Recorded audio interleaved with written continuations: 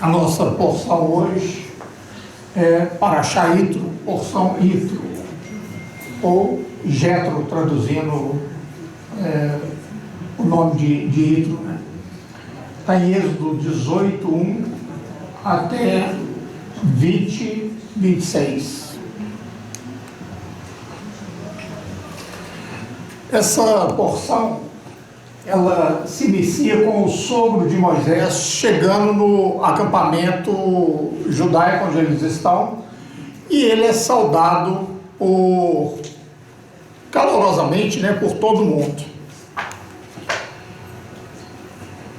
Yitro desejou se juntar a esse povo. Quando ele vê que Moisés, ele ouve de Moisés que ele passou por vários milagres de Deus. Então ele ouve aquelas maravilhas de Moisés contando e ele quer se juntar a eles.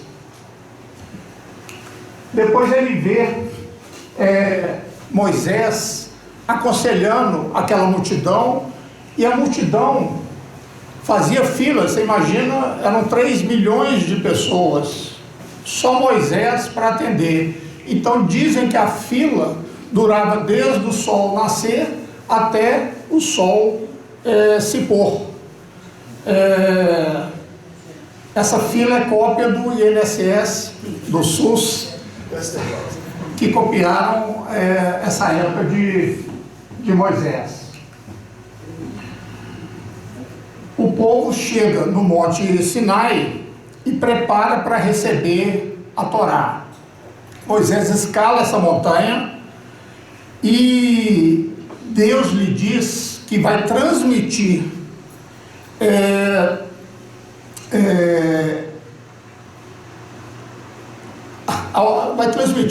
através de Moisés para o povo, que se eles cumprirem aquilo que Moisés declarar, eles serão um tesouro para as nações.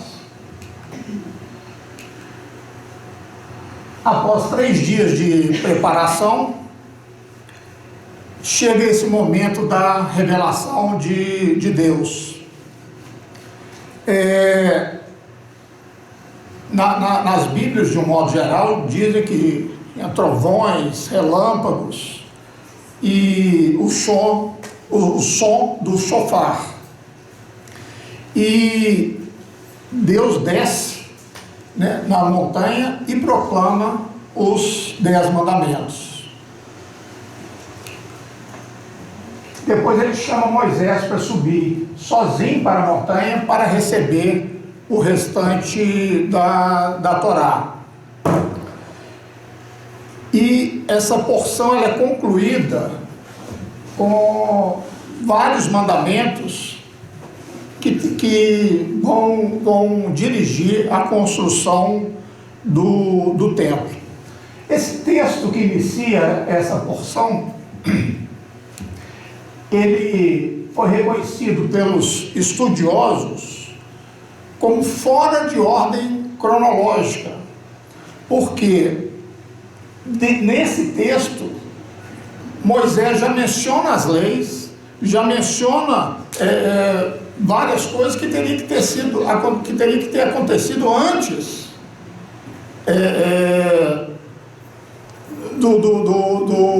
do evento. Então não tem como Moisés citar as leis, sendo que ele ainda não recebeu as leis. Então ele teria que estar no capítulo posterior. Isso já é reconhecido.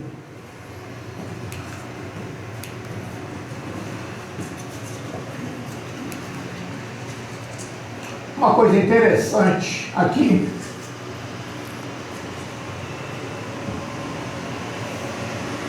é que as Bíblias traduzem, de um modo geral, o nome de Yitro ou Jetro. Mas no original não está esse nome.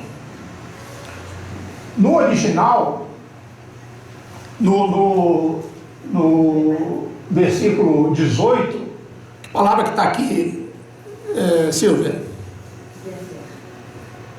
Ieter. Ieter. Não Jetro, não Itro. Ietro vem da palavra hebraica Iatar, que quer dizer o remanescente, aquele que restou.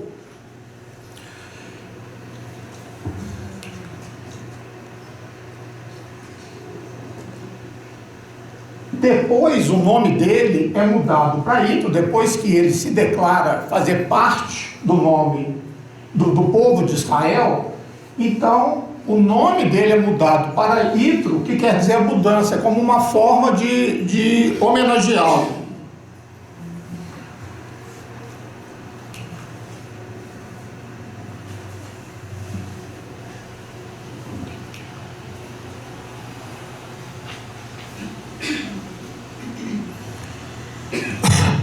Jetro também era conhecido pelo nome de Reuel, que quer dizer amigo de El, amigo de Deus.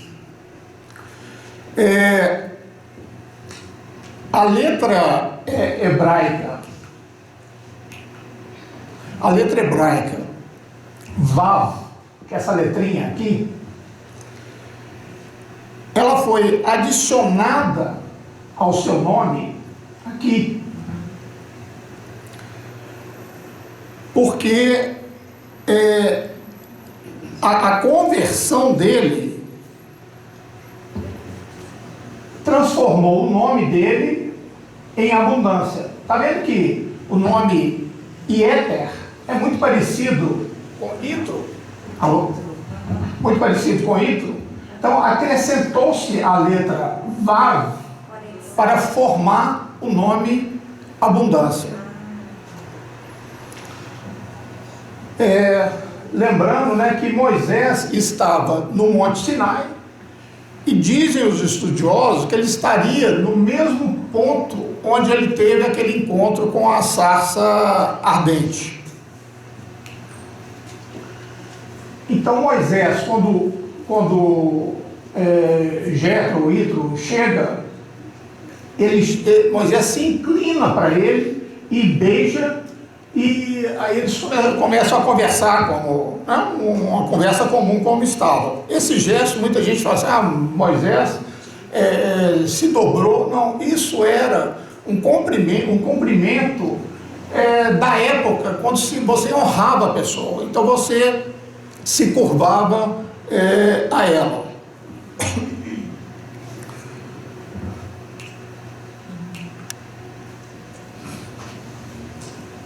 Jetro diz, depois que ele ouve todas aquelas histórias, todos os milagres que Moisés e o povo passou, ele diz: bendito seja o Senhor que nos livrou das mãos dos egípcios e da mão de Faraó, que livrou a este povo de debaixo da mão dos egípcios. Agora sei que o Senhor é maior que todos os deuses, porque na coisa em que se soberbeceram, os sobrepujou.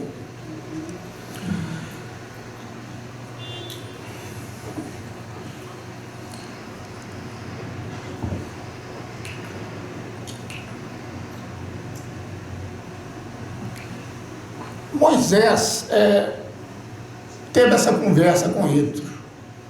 Muitos dizem que Itro se converteu, que a partir daquele momento ele era um judeu. Mas o fato dele ter dito isso, agora sei que o Senhor é maior que todos os deuses, o ponto principal é: Deus é um só, não existe outros deuses. E Jetro continuava acreditando que eram vários deuses e que o Deus de Israel era mais um Deus.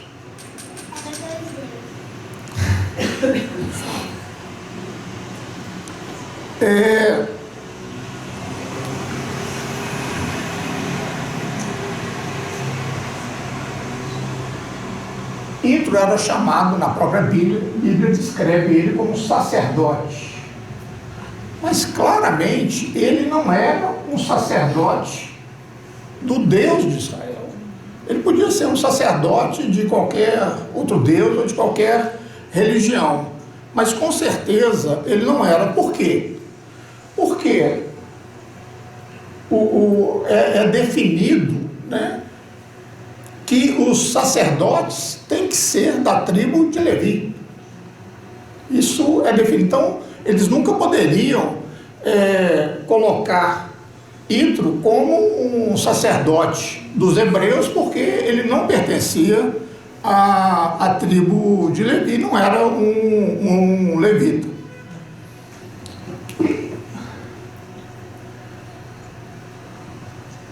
E aqui na continuação, ele diz que ele segue adiante, fazendo um sacrifício ao Eterno, na presença de Moisés, Arão e todos os anciãos de Israel.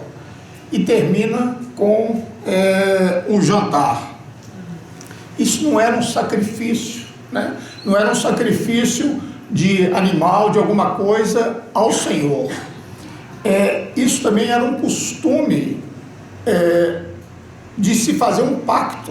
Então, quando se fazia um pacto, se oferecia um sacrifício normal como lembrança daquele pacto, e era chamado Brit, né? Que era chamado uma aliança. Provavelmente Jétro estava fazendo uma aliança com Moisés, com o povo de Moisés, mas nunca um sacrifício como um sacerdote. E também, pelo que nós vimos na declaração dele, ele não tinha desistido, né, dos outros deuses. Ele achava que o Deus de Israel era o maioral, porém ele acreditava também em outros deuses.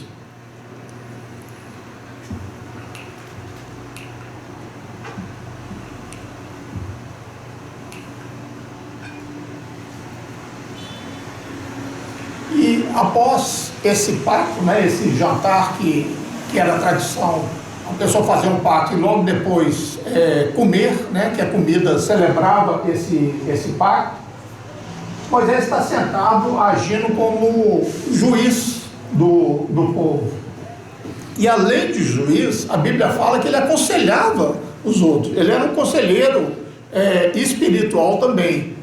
Então, Jétro diz para ele que isso não vai funcionar.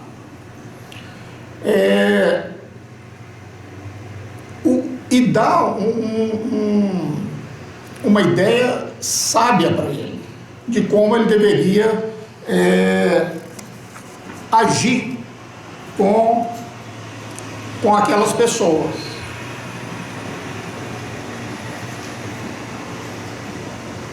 Então, o que Ítro fez foi estabelecer como se fosse um sistema de governo, com juízes menores e juízes principais, e assim por diante.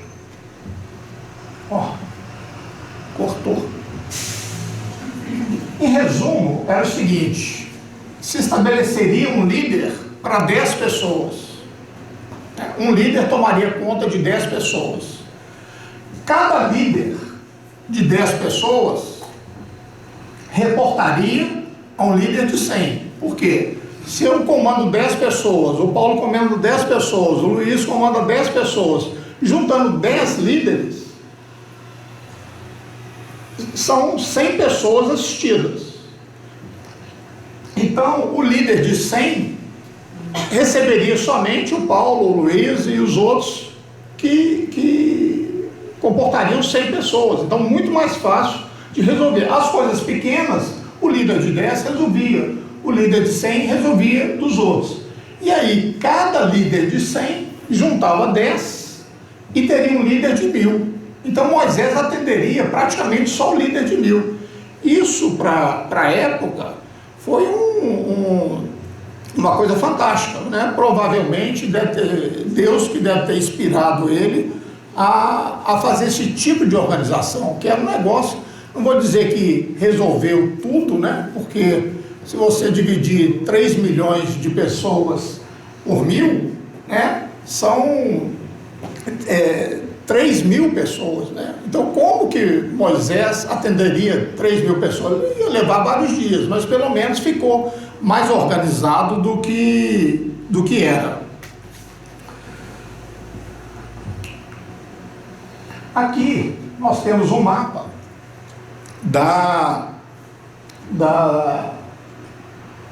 dos acampamentos, né? Da trilha que Moisés percorreu. Aqui ele sai de Ramsés, vai para Sucote, de Sucote ele vai para Piairote, é onde faz a travessia do mar. De Piairote ele vai para Mara, onde eram as águas amargas. De Mara ele vai para Elim, onde tinha as 12 fontes de água. De Elim ele vai para o deserto do Sim, aí ele já está do lado de cá. E nesse deserto, onde Deus o sustenta com maná, com cordonizes, com água. E depois vai para Refidim, onde tem a guerra contra Amaleque. E termina no Monte Horebe, que fica na Arábia, né? Com os 10 mandamentos. Quando estamos nesse capítulo, é o terceiro mês que Moisés e o povo estão livres do Egito. Isso é chamado Mitzrayim. Mitzrayim é o sobrenome da minha mãe, de solteira. Significa deixar o Egito. Significa que aquelas forças que nos impedem de sermos, né, quem nós somos, temos que deixar para trás, né? O deixar o Egito é uma figura para nos lembrar que nós também, muitas vezes, somos escravos, seja de vício, seja de remédio, seja de arrogância, seja de orgulho, mas nós também somos escravos. E o Talmud sobre isso diz o seguinte, que Pêssar, né, Páscoa, que quando eles saíram do Egito, foi a primeira Páscoa comemorada,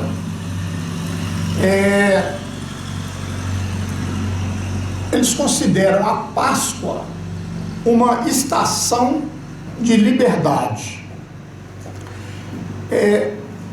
Segundo os sábios do Talmud, eles dizem que todo ano há um êxodo do Egito e que nós devemos nos esforçar para participarmos desse êxodo e romper com tudo aquilo que nos escraviza. Não sei se vocês já ouviram falar no movimento Rabat Lubavitch. É um movimento judaico ortodoxo, está presente no mundo inteiro, até aqui em Belo Horizonte tem. Eles não são de pôr placa, de nada, é sempre muito discreto por questão de segurança.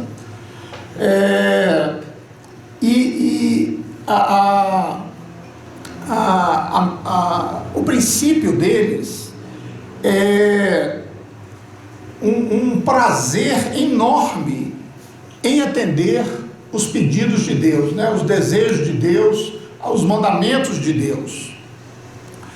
E também com relação ao próximo, eles são identificados pelo extremo carinho que eles têm com os outros. E eles têm um costume, na Páscoa, né, no Pêssar, que é não recitar Todos os, vamos dizer assim, outros recitam essa frase, Hassal Sidur Pesach, que quer dizer, o Seder de Pesach, quer dizer, a celebração de Pesach está concluída.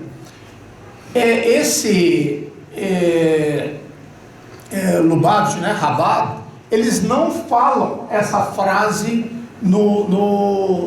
na Páscoa, no Pesach, porque eles consideram que a Páscoa, o Pesach, né, a saída do Egito, ela nunca está terminada. Ela tem que ser um trabalho nosso contínuo de cada ano, de deixar tudo aquilo que nos escraviza.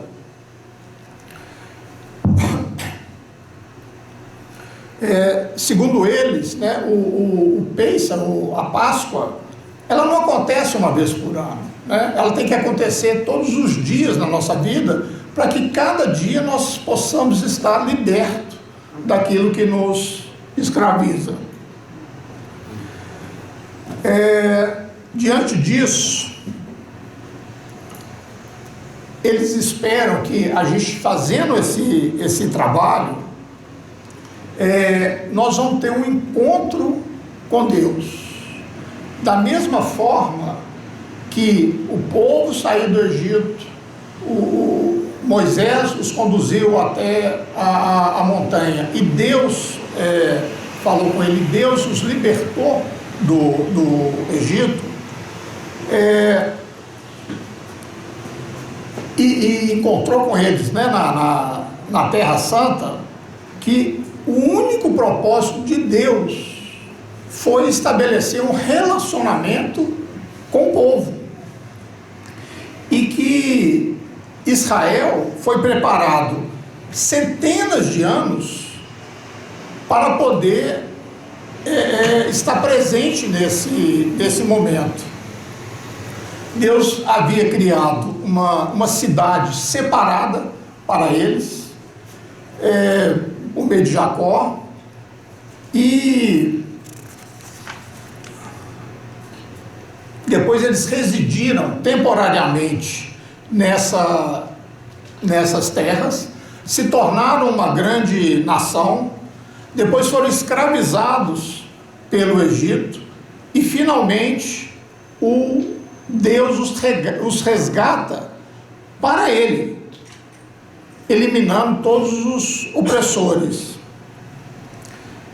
Então ele permitiu que o povo fosse testemunha de grandes milagres, e ele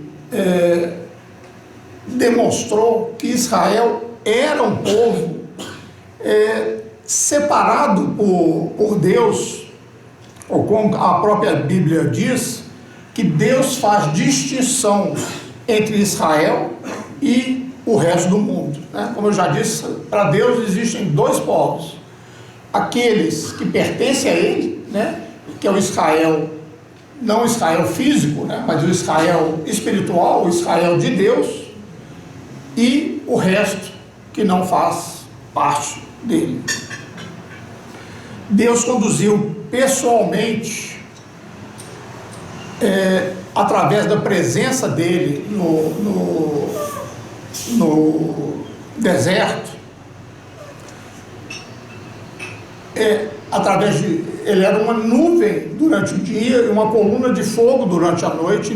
Deus os conduziu pessoalmente pelo meio do deserto, dando todos os suprimentos necessários a eles.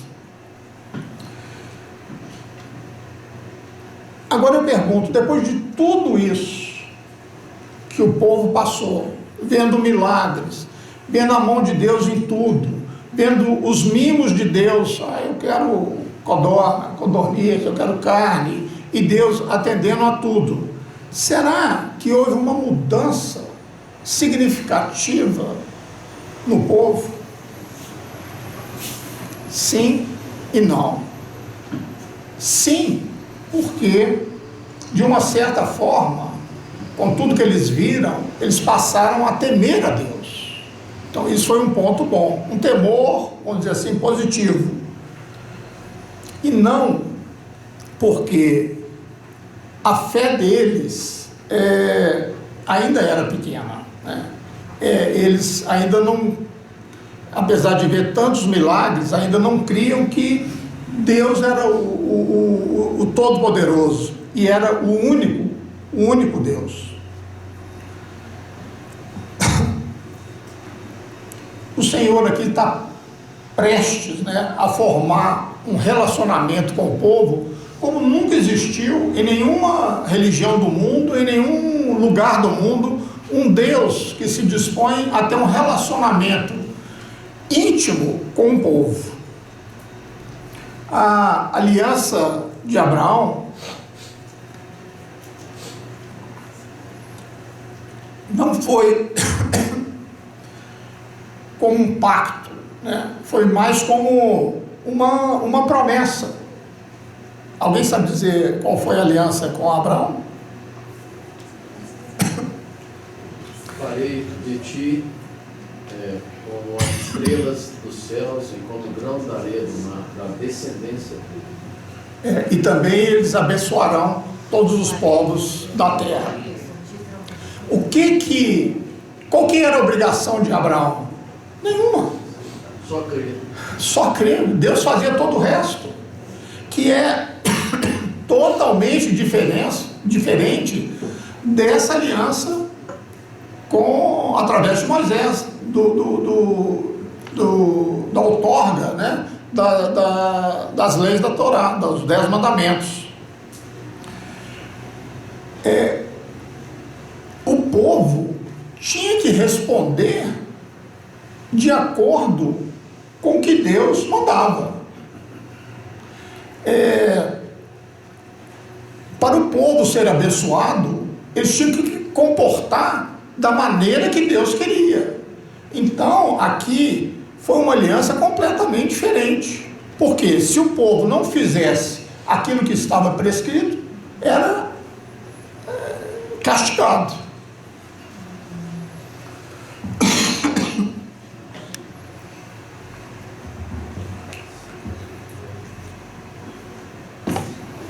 Êxodo 19, 3 e 6 diz o seguinte: vós tendes visto o que fiz aos egípcios, como os levei sobre asas de águia e vos trouxe a mim.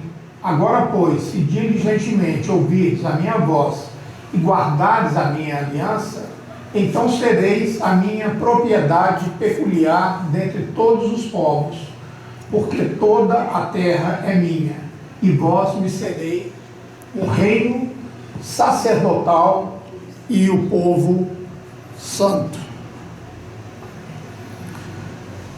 Primeiro, o que Deus está dizendo aqui? Vocês não estão aqui, não é porque vocês merecem, não é por mérito nenhum de vocês. Eu praticamente aniquilei todos os egípcios e eu trouxe vocês para um lugar porque eu escolhi vocês como o meu povo. Segundo, você tem que ouvir, tem que aceitar essa aliança, né, que eu estou prestes a dar. Então vocês vão se tornar propriedade minha, meu próprio tesouro. Então sempre tinha o si.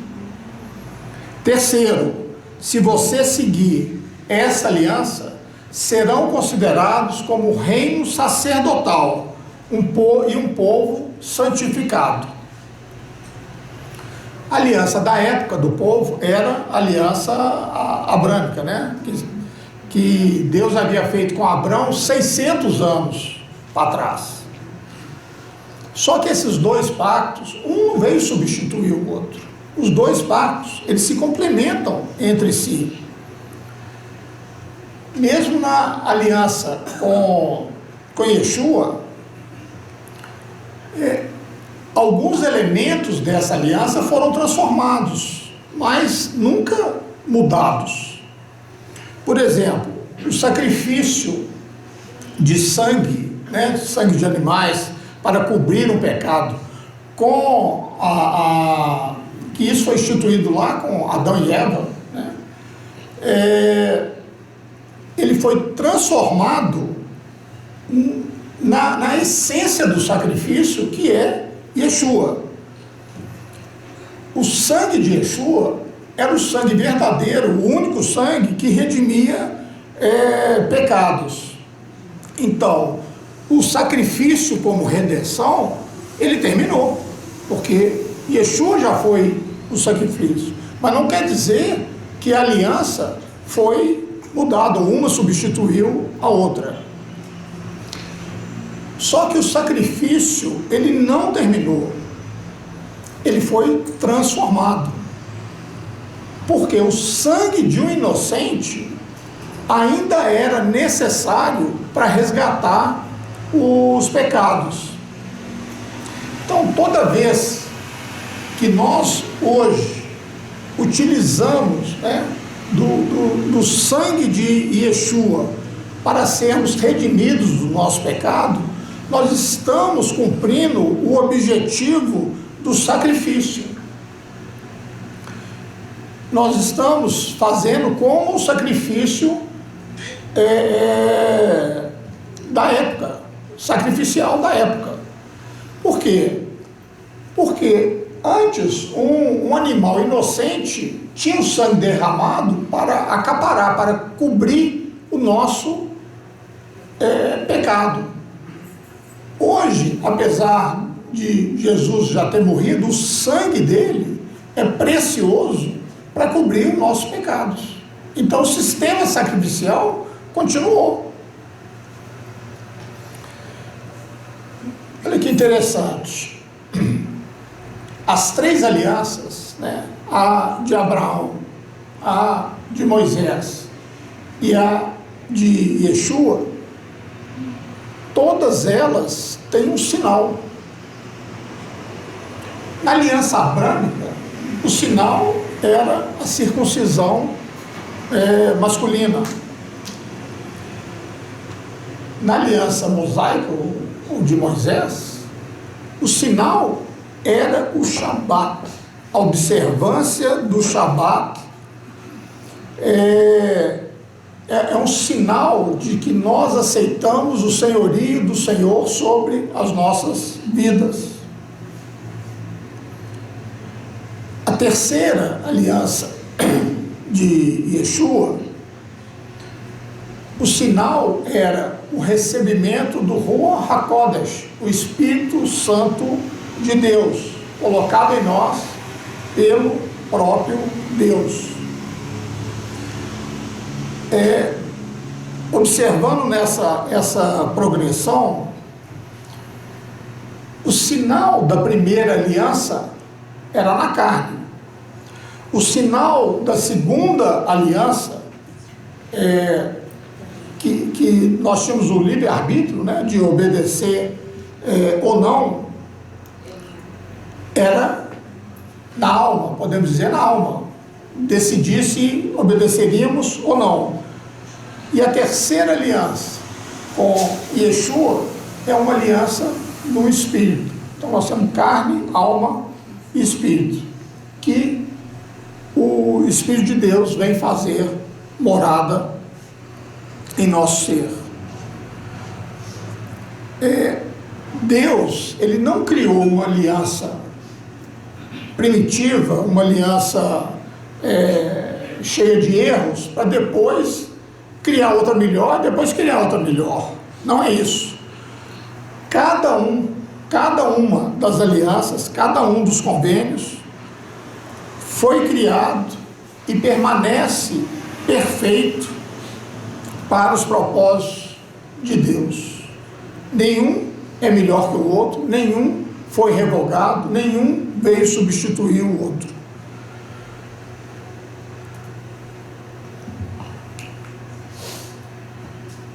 Esse texto, dizendo nova aliança, envelheceu a primeira, ora, o que foi tornado velho e se envelhece, perto está de acabar.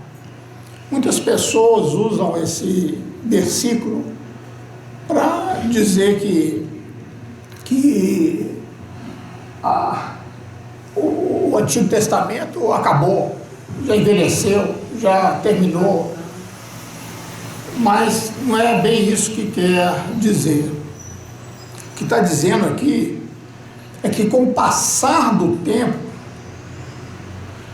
mais termos, né, mais condições de cada pacto estão mais próximos de serem cumpridos. Então, quanto mais antigo o pacto, mais termos foram cumpridos. Então, ele se tornou velho. Por exemplo, a aliança com Abraão, Israel recebeu a promessa da terra prometida e nos dias de hoje ela já possui a terra que foi prometida. Então nós vamos dizer que essa aliança então ficou obsoleta porque ela foi cumprida, porque ela foi feita há 2000 anos atrás. Na aliança com Moisés, o sistema do sacrifício foi abolido com a morte de Yeshua. Mas o propósito da lei, né, da gente agir de acordo com aquilo que agrada a Deus e não fazer aquilo que desagrada a Deus, vai continuar, pelo menos até o milênio. A nova aliança também não está obsoleta. Todos os termos dela foram cumpridos? Não. Tem muitas coisas para ainda se cumprir.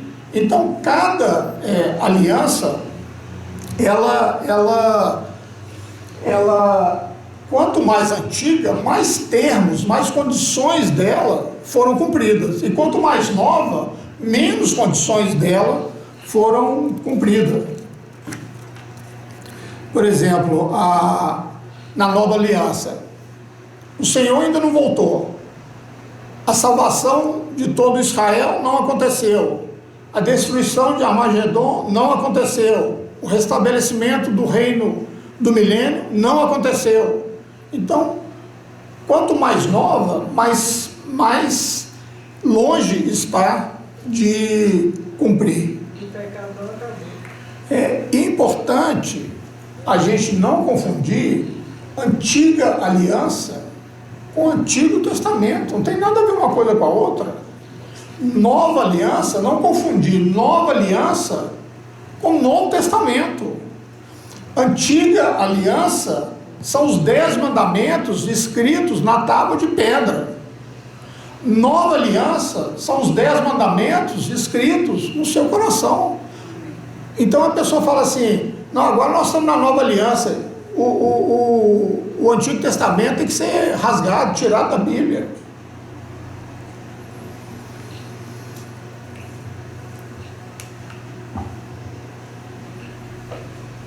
E veio Moisés e chamou os anciãos do povo e expôs diante deles todas essas palavras que o Senhor lhe tinha ordenado. Então todo o povo respondeu a uma voz e disse: tudo que o Senhor tem falado, faremos. Nesse texto aqui, não quer dizer que Moisés reuniu 3 milhões de pessoas, né?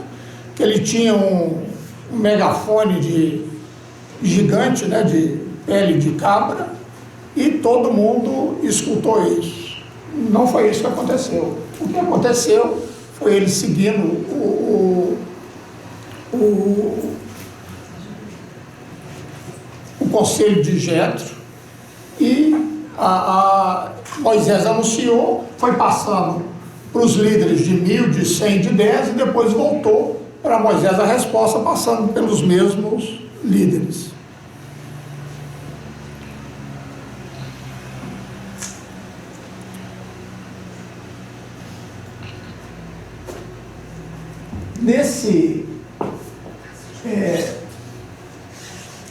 Nesse ponto aqui, nós vimos que tem um padrão de Deus, né? Deus primeiro ele nos conscientiza da sua presença. E depois é que ele faz a pergunta, quer me seguir, né? Quer me obedecer? Eis que coloco diante de ti a maldição e a bênção. Se a gente responde que sim, então nós temos um relacionamento com Deus que irá se iniciar. Se a gente responde que não, então aí a conversa termina.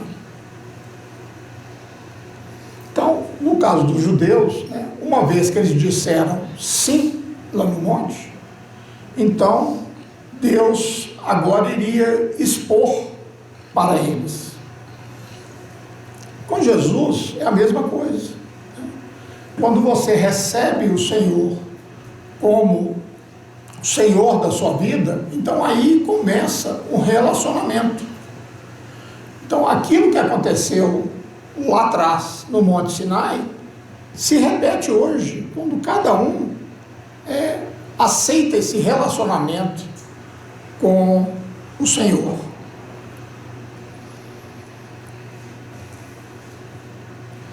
Embora, né, alguns líderes digam que essa aliança, né, tudo que foi feito no Antigo Testamento está encerrado, obsoleto, Deus não iria fazer uma coisa para depois jogar fora e começar tudo de novo, né? O que Deus faz tem sempre continuação, e esse não é o caráter de Deus. E a igreja, de um modo geral, precisa perceber que a Torá e o Antigo Testamento, mesmo nos dias de hoje, tem o mesmo peso que tinha lá atrás, quando ela foi dada. A palavra de Deus, ela não perdeu força, ela não perdeu peso, né? Ela continua valendo da mesma maneira. O próprio Yeshua, né, ele nos ensinou que aquele que tirar alguma coisa da Torá será considerado o menor no reino de Deus.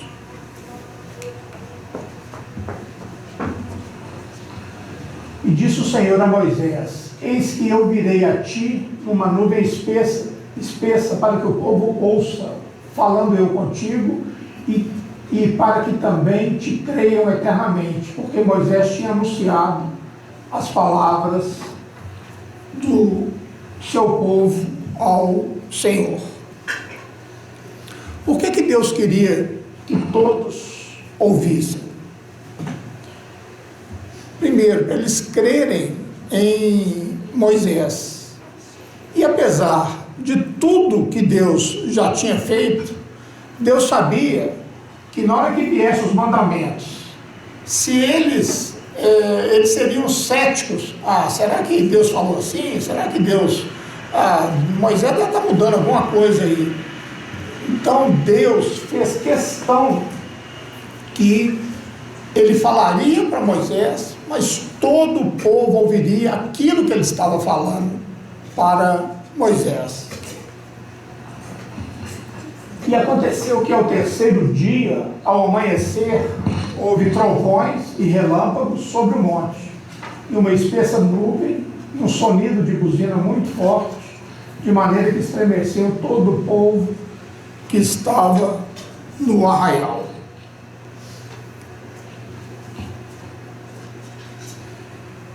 Bom, deixa eu mostrar isso aqui para vocês, que é um pouquinho complicado. Em Êxodo 19:16, né, que fala, eu tenho aqui em português,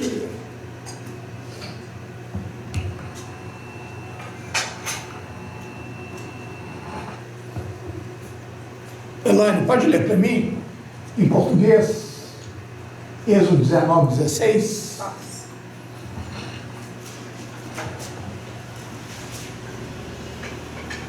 Ao amanhecer do terceiro dia, houve trovões e relâmpagos. Ok, só até aí. Bíblia traduz como houve relâmpagos e trovões.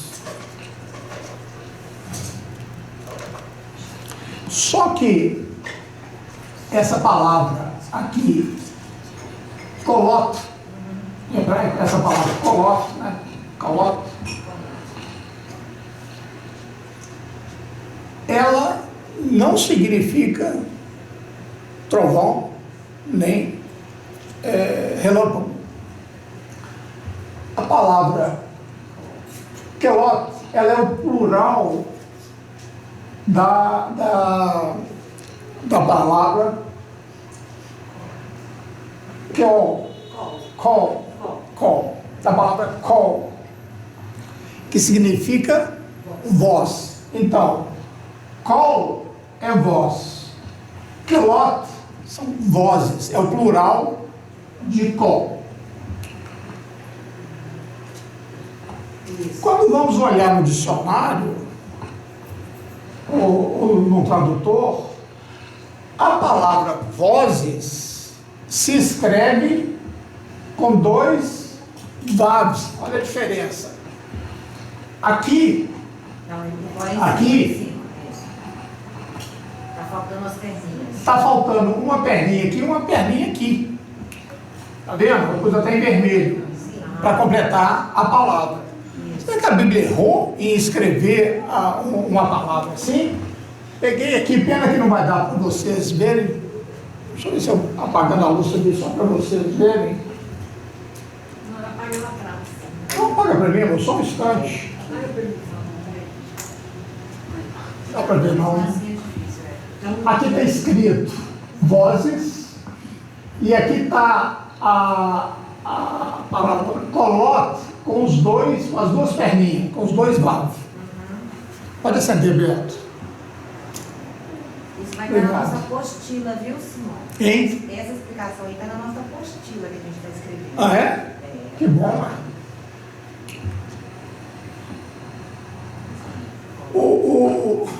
Vamos entender então o porquê disso. Faltam 2 letras Vav. Segundo um Midrash, que é um comentário bíblico, essas 2 perninhas que faltam, eles falam que são as 2 faces de Deus, as 2 faces do Eterno. Uma chamada Ruach, que tem como tradução vento ou espírito, e a outra, a palavra água, que é Maim em hebraico. Essa primeira letra, a letra Mem, é o nome do Mashiach, né? do Messias.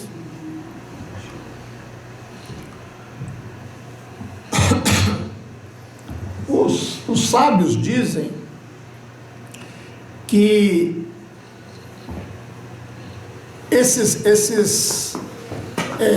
essas 2 perninhas são 2 vozes se reportando a uma terceira voz. Por isso a palavra kolot está faltando os 2 vasos, propositalmente. Os sábios dizem que essas 2 vozes são as que deram a Torá a Israel, né? As 10 palavras, os 10 mandamentos.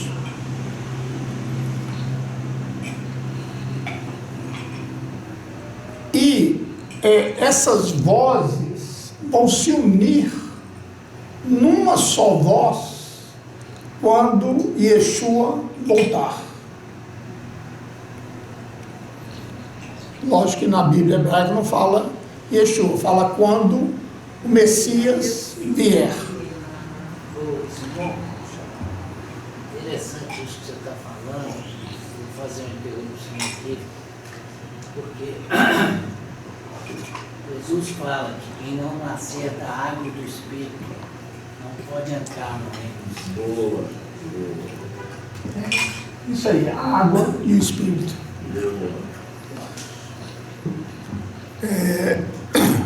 Continuando. Vamos pensar que havia o call, né, a voz do Messias, havia o call, a voz do Espírito, e que elas se juntaram para fornecer a Israel a Torá, né?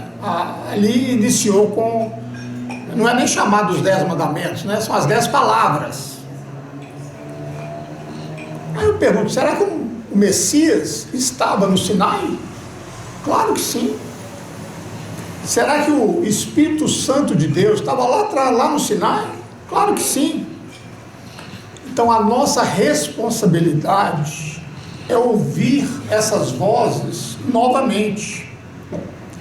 O call de Yeshua, né, a voz de Yeshua, o call do Espírito Santo, é que nos levará ao call do Eterno. Então, a voz, quando nós ouvimos a voz de Yeshua, ou a voz do Espírito Santo, é isso que nos conduz para que nós possamos, no futuro, ouvir a voz do Eterno. E qual que é o veículo, né, para nos conduzir a isso? Em especial, a voz de Yeshua, call de Yeshua. Ele morreu e ressuscitou. O que representa isso? A gente fala tanto isso, né? Morreu e ressuscitou. Isso é um quadro que representa a nossa confiança. Nós podemos confiar nele, porque se ele morreu e ressuscitou, ele é um Deus grandioso. Ele morreu e ressuscitou. Nós podemos confiar nesse que morreu e ressuscitou. Se ele tivesse ficado morto, ou se ele tivesse ressuscitado por pouco tempo, não, mas ele morreu e ressuscitou para a vida eterna. Então, se nós confiarmos nesse Messias, isso nos levará a ouvir a kelot, quer dizer, as vozes do Pai, do Filho e do Espírito Santo.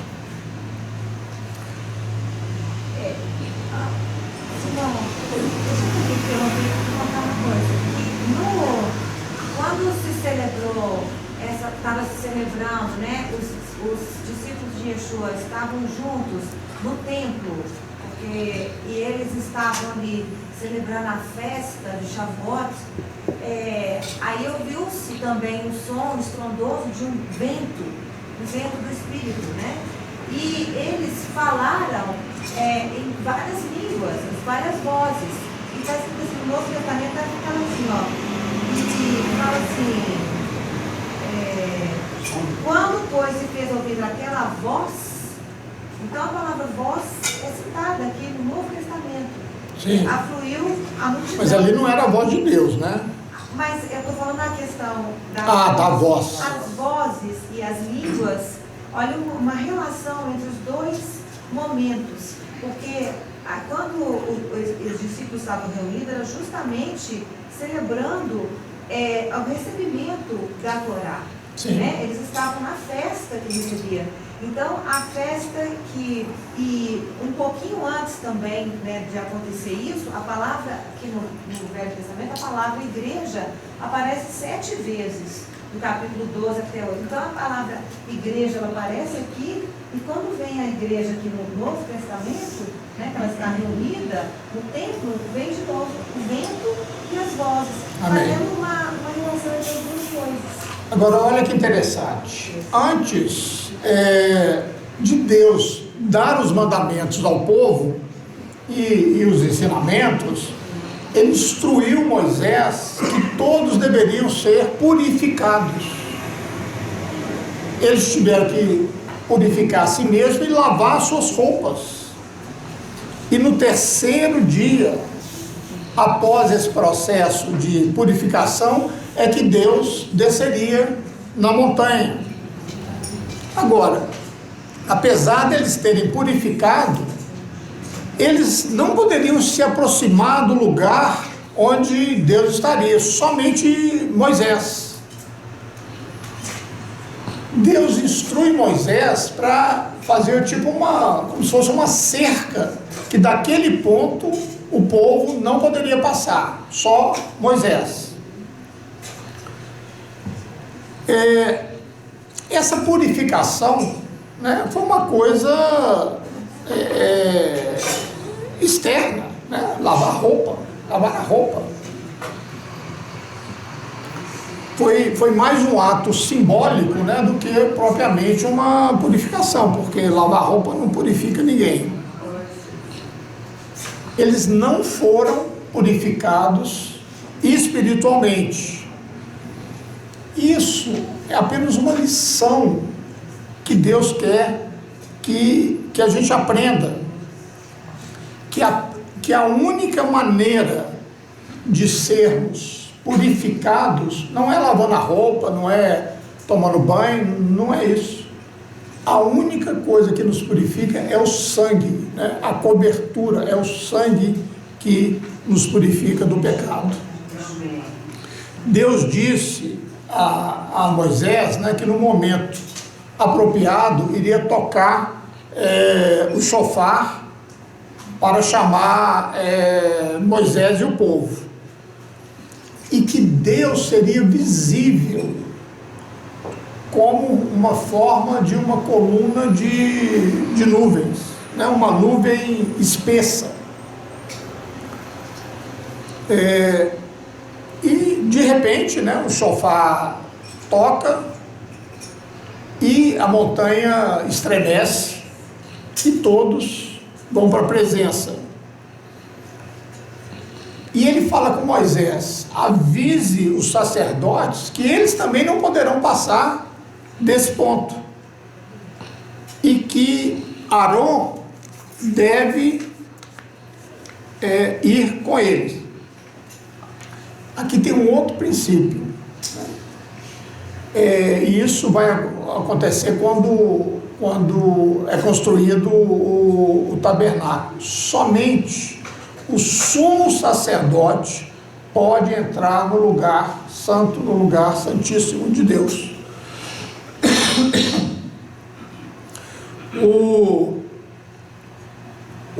Os 10 mandamentos, né, são um código religioso e moral mais famoso do mundo.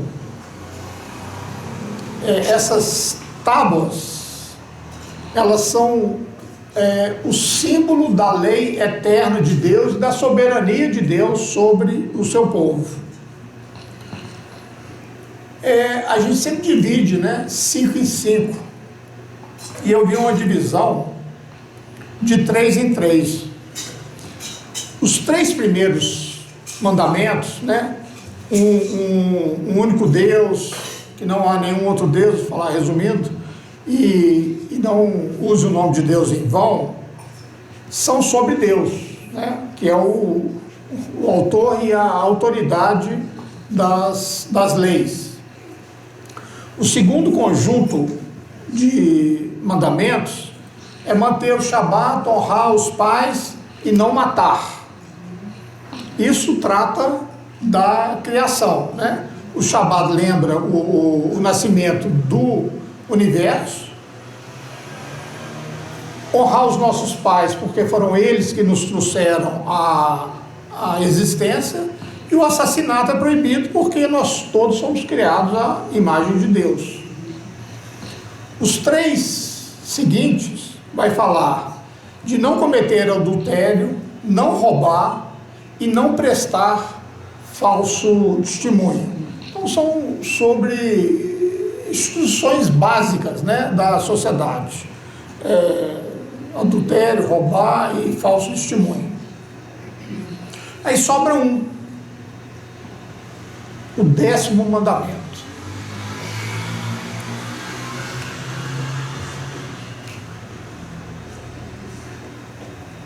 Não tenha, eu peguei uma versão aqui mais simples para o pessoal entender bem. Não tem inveja da casa de seu vizinho, não tem inveja da esposa, do escravo, da empregada, do boi, do burro, ou de qualquer outra coisa que seja do seu vizinho. Nós temos um mandamento na Torá. Eu fiquei meio implicado com esse mandamento, porque ele é um sentimento, né? E ele não é uma ação. Então, como que Deus pode proibir a inveja?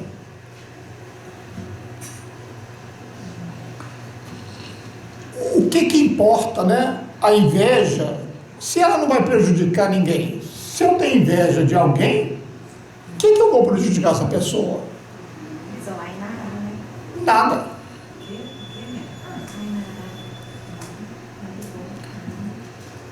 Diz uma teoria, hoje nós não temos psicólogos aqui, não, né?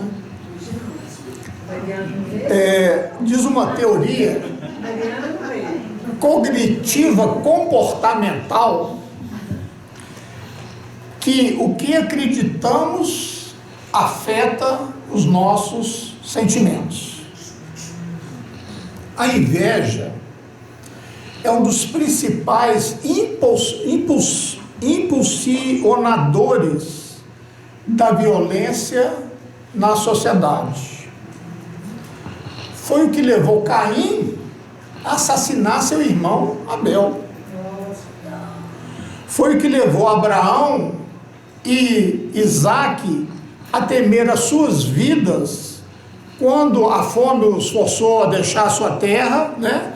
E eles ficaram com medo dos governantes roubarem as suas esposas para levarem para o harém e matá-los.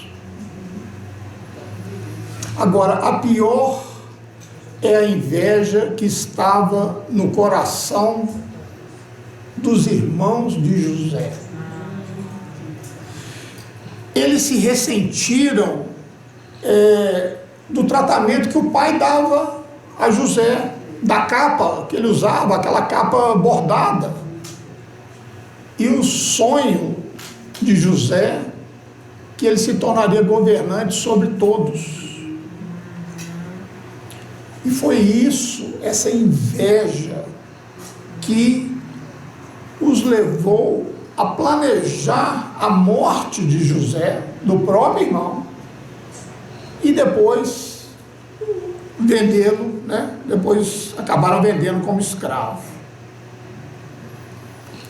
René Girard, no seu livro Violência e o Sagrado, diz que a causa mais básica da violência no mundo é o desejo de ter o que alguém tem, que é, em suma, o desejo de ser o que alguém é.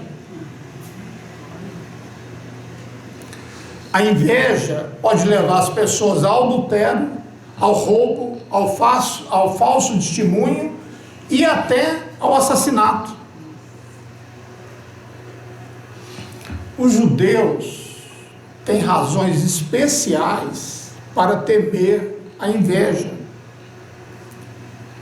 Certamente foi a inveja que desempenhou um papel fundamental no antissemitismo ao longo dos séculos. Os não-judeus invejavam os judeus pela sua capacidade de prosperar nas adversidades. Nós estudamos há pouco tempo atrás, em Êxodo, que dizia essa frase, quando eles estavam, os judeus, presos lá com o faraó como escravos, quanto mais Faraó os afligia, mais eles cresciam e mais eles se espalhavam. Eles também os invejavam por eles serem o povo escolhido de Deus. E nós, judeus, nós temos que ter uma medida extra de humildade e de modéstia quanto a esse assunto. A partir daí, a inveja já não era tão estranha para mim quanto foi no início que eu estava lendo o texto.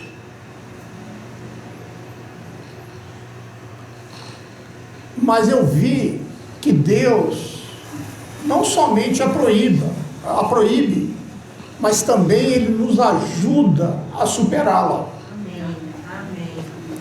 São precisamente os 3 primeiros mandamentos que a gente lembra da presença de Deus, né, na história das nossas vidas, é que nos ajuda a superar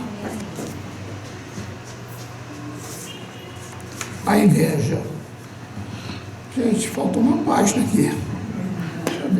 Continuando. Nós estamos aqui porque Deus queria que a gente tivesse. Nós temos, tudo que nós temos, Deus queria que nós tivéssemos. Por que então a gente tem que se preocupar com o que os outros têm? Se o que mais importa nas nossas vidas é a maneira como aparecemos na foto para Deus, como nós somos aos olhos de Deus, por que a gente deveria querer uma outra coisa simplesmente porque outra pessoa possui? E quando a gente para definir, para nos definir em relação a Deus, e a gente começa a comparar a gente com outra pessoa. Estela, qual que é a frase que eu uso muito em casa quando alguém começa a comparar? Comparação é do diabo. A comparação é sempre do diabo. Se cada um tem a sua identidade, a sua personalidade de acordo com o que Deus quis, tudo que você vai dar, mas ela é assim, eu sou assado, é assim, é sempre do diabo, sempre. Então, quando a gente começa a comparar em relação a outras pessoas, é que a cobiça e a inveja entram na nossa mente e ela só gera infelicidade na nossa vida. O antídoto para a inveja é um só: gratidão. Amém. Perguntaram para o Rabino Ben Zoma: quem é rico? Ele respondeu: aquele que se alegra com o que tem. Amém. Amém. Amém. Simone tem que alegrar que o outro Só terminando aqui, há uma bela prática judaica que, se feita diariamente, é transformadora para a nossa vida.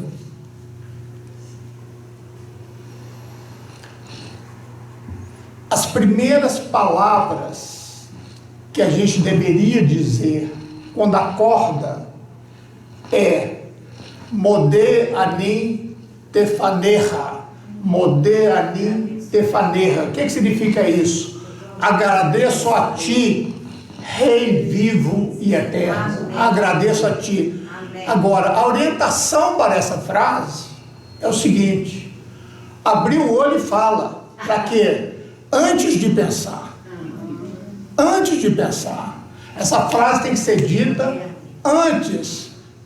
Se você abrir o olho, mas hoje eu tenho que fazer isso, nossa, mas o fulano, tem que conversar com ele.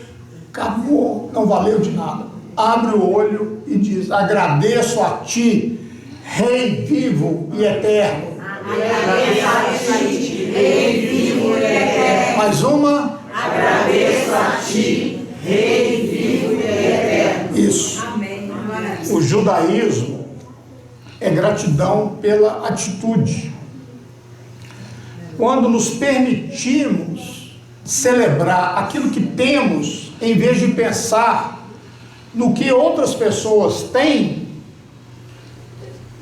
e ser o que nós somos, em vez de querer ser o que os outros são, nós liberamos um amor indescritível e verdadeiro pelo próximo. Amém. Você não consegue amar, ter um amor daquele que você tem inveja. Faz um test drive a partir de amanhã. Acorde de manhã, abra os seus olhos e antes de pensar qualquer coisa, modê, ani, lefaleha, ou agradeço a ti, Rei vivo e eterno. Amém? Amém.